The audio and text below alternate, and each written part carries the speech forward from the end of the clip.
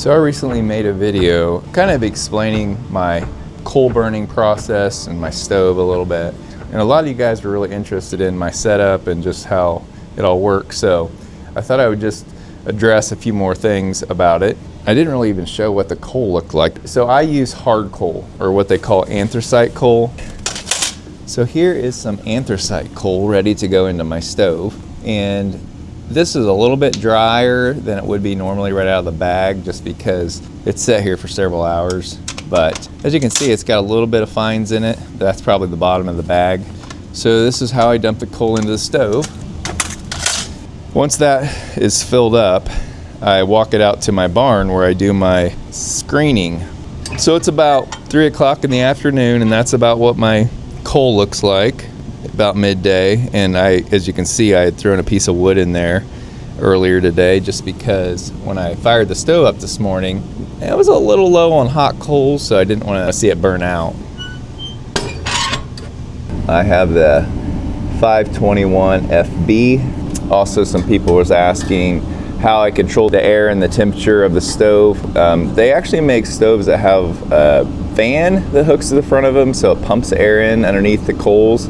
Mine just has this, it's called an automatic damper control, but you can adjust it. And what that does, there's a door in there, and there's a heat sensitive coil, and based on the temperature of that coil, depends if it opens up that door or not and lets air into the stove underneath the coals. And then I can also control the amount of air coming in on top of the coals with this wheel here, but I rarely adjust this, and honestly, I rarely adjust that. This is supposed to control the draft, which affects how much air is getting pulled through the fire. This door opens when there's a lot of draft so that it doesn't pull so much air out of the stove, but I didn't like how unpredictable it was, so I made it so this door can only open a little bit. I put some self-tapping screws through there. That's worked so much better for me.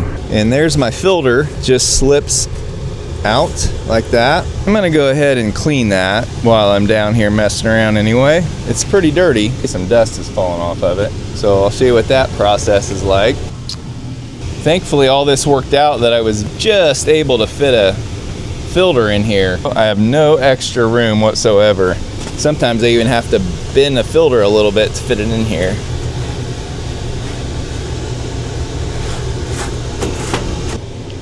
That's what that looks like. And that filter is dirty. So I'm gonna take this outside and blow it out. I'm low on wood in here, so I'm gonna go ahead and get all the wood that's out here inside. I rarely open this side, but it might be faster.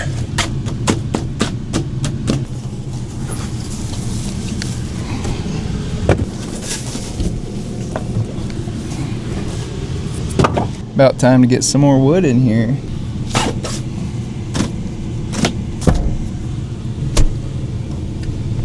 The thing about burning coal is it really doesn't put off a lot of smoke. I'm sure it puts off some gases that you don't want to breathe. I'm recording this video in the morning, and so it's burnt all night. The fire's pretty hot still, but I think I'm going to be able to just take this pipe apart, and I can just pull it apart, and I'm just going to show you how it looks to dump the ashes out while the fire is still burning. So I just pull it back away from the stove, rotate it, and then this bottom piece just comes right off. And then I can just dump the ashes that have collected in the bottom, which it's been a while since I've dumped them. While I'm doing that, not getting smoke in here or anything.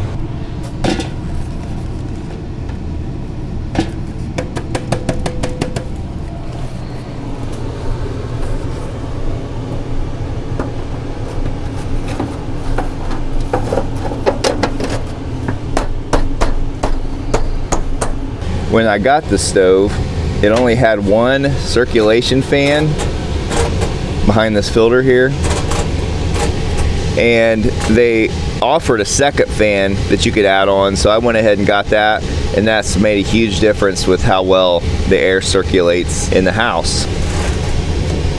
As with any fossil fuel you're burning inside a residence, make sure you have a carbon monoxide tester and a smoke alarm, like 10 or 15 feet from the source. So this is a smoke alarm, and then we also have a carbon monoxide tester close by in case there's anything that goes wrong. So today I am getting ready to what do I call it, screen the ashes. So typically I wait till that ash pan is all the way full, but I'm gonna go ahead and do it today because I know my barrel out in the barn is really full. So actually I can probably dump this ashtray one more time because it's had several hours to cool.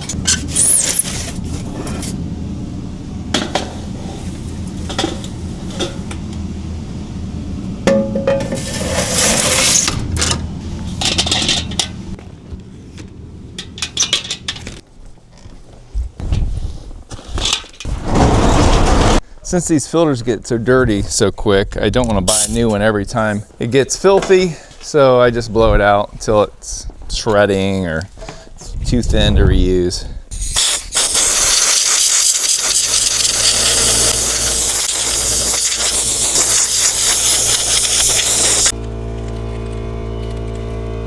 By no means is that clean, it's just got the worst of the nastiness off.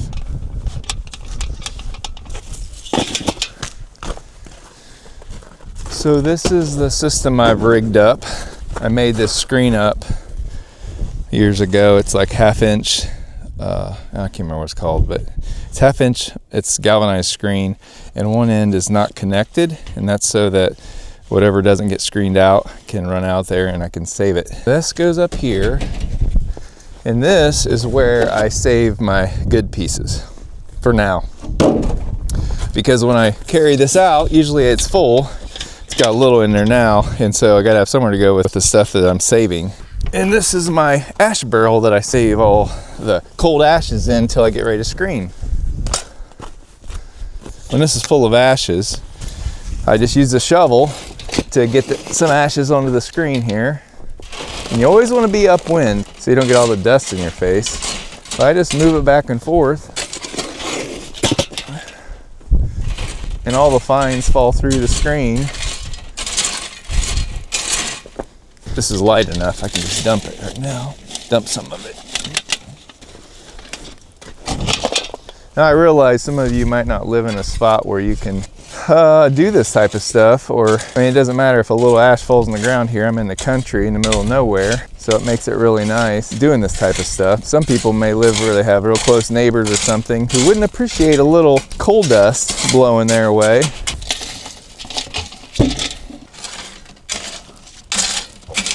So some of you asked about clinkers, and you can see what's here. Some of this looks definitely like it's been mostly burnt, but what I found is if I put this back in the stove, I'll end up using all this up. There'll be no waste whatsoever. And I also don't want to just throw all this out because it is good coal. I mean, even though the pieces were able to fall through the grates, they're still useful.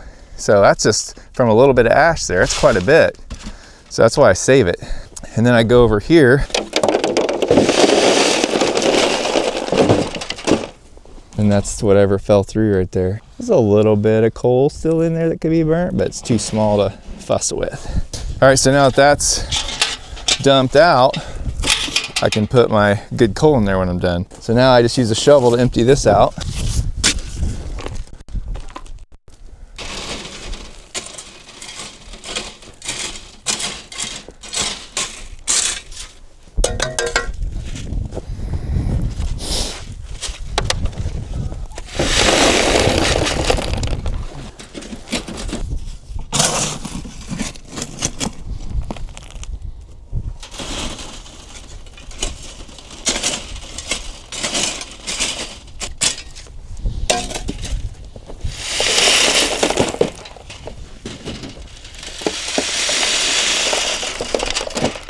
I really like to do this job when there is a little bit of wind. That way I can be upwind and not get it all in my face.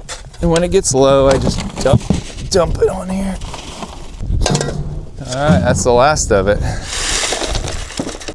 That's what I'm left with from that whole barrel. Got a tote full of ash, and then I can just dispose of that in the garbage. Or I'm lucky enough to be living in the middle of nowhere, and I can actually dump it in these huge fields that surround our house, and it just becomes compost, and it just adds some nutrients to the ground. So yeah, it's really nice. But I don't know about you guys, but I feel like there's a lot more ash with coal than wood. And I don't know if it's because The density of the ash is different than the wood, because the wood seems like the ash is really light once it burns up, where this is more of a dense ash. But I just feel like every few days I'm carrying this big pan out of ash.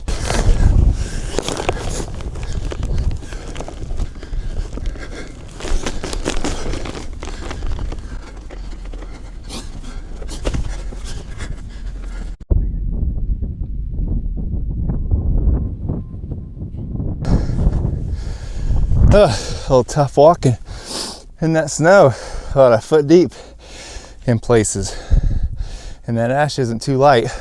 But yeah, then in the spring the farmers till that all in, and it just supplements the nutrients in the ground, so it works out pretty good. But I don't want to throw a bunch of big chunks of coal out there.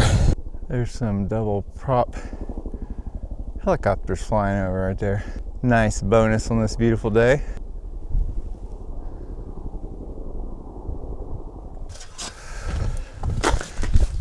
Now I just dump all my good coal back in here.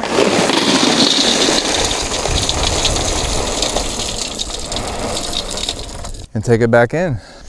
All right, so this is all the coal I have left actually. This will get me easily through the rest of this winter. So I get my coal from a local stove manufacturer. They have an Amish crew that builds coal stoves and wood stoves and maybe some other things. They also deliver coal that they get from Pennsylvania. They deliver hard and soft coal in bulk, and then they deliver this anthracite hard coal in bags.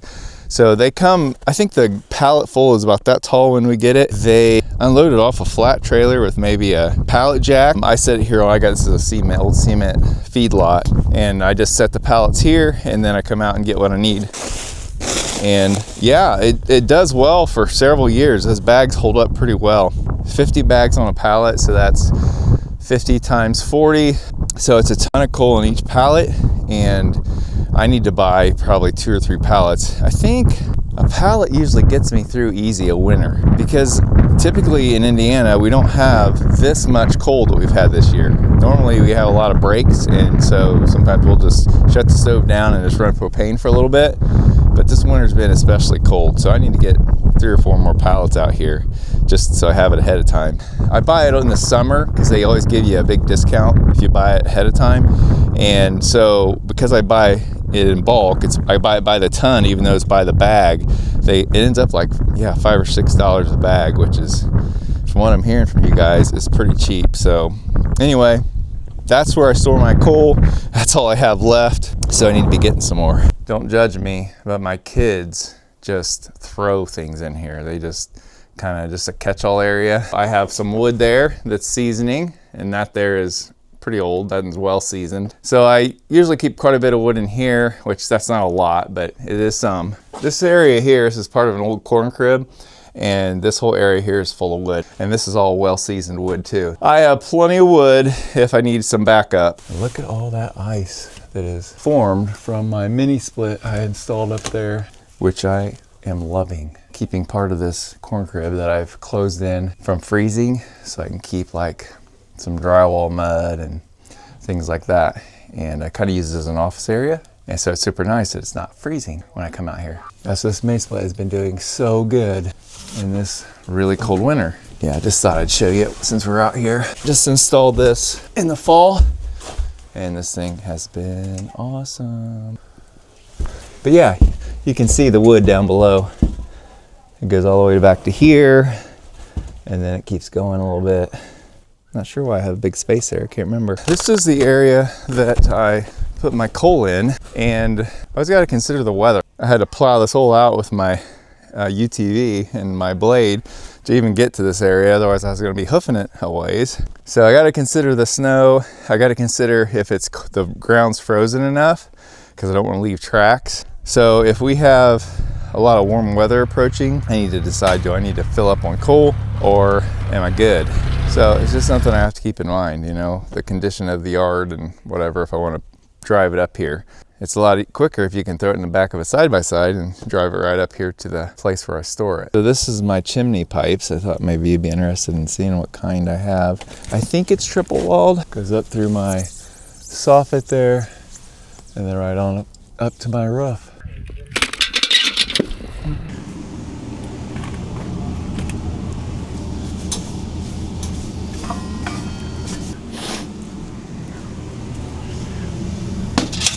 Well, that's all I got for you today, guys. I hope you enjoyed the extra information about my coal burning process. If you have any other questions, just leave them in the comments. I do this so routinely that sometimes it's easy to forget the little parts that might be interesting to you. Hope you're doing well, hope you're staying warm, and we'll see you in the next one.